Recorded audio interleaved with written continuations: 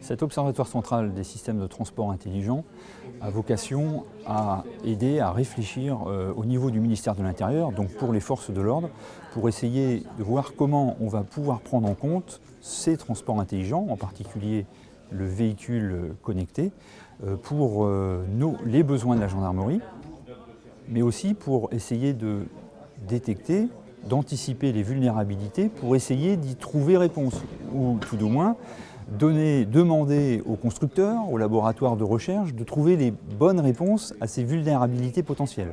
On parle beaucoup, lorsqu'on analyse ce véhicule connecté, lorsqu'on réfléchit sur ce véhicule connecté, on pense tout de suite à la cybersécurité du véhicule. C'est à nous de réfléchir dessus et de donner des pistes de réflexion aux constructeurs, aux laboratoires de recherche. La première, c'est bien sûr d'anticiper les vulnérabilités, on vient d'en parler, proposer des choses aux constructeurs. Une autre mission, c'est de voir les capacités de ces véhicules connectés qui pourront être utilisés dans la gendarmerie. Est-ce qu'on pourra mettre en place un jour une herse numérique? Ça, c'est un enjeu très intéressant pour nous.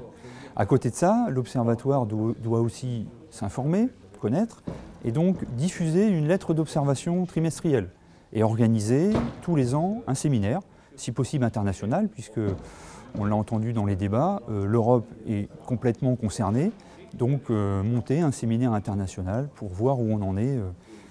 Voilà les grandes missions de cet observatoire. La collecte des données fait aussi partie des missions de cet observatoire, c'est-à-dire rechercher sur le terrain les problèmes que les gendarmes et les policiers ont pu connaître en termes de fraude sur un véhicule. Si un véhicule est volé sans effraction, c'est bien qu'il s'est passé quelque chose. Il y a peut-être un lien avec le véhicule connecté et c'est à nous de bien connaître la menace et les vols, par exemple, sur le terrain, pour mieux réfléchir, analyser la situation et proposer des axes d'amélioration aux constructeurs, aux laboratoires de recherche.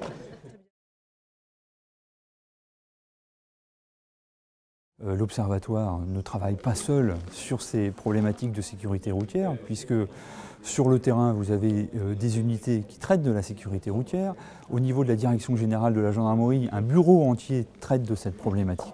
Donc on est là pour, avec la connaissance du domaine que l'on aura, conseiller la Direction générale, conseiller les unités pour améliorer la sécurité routière.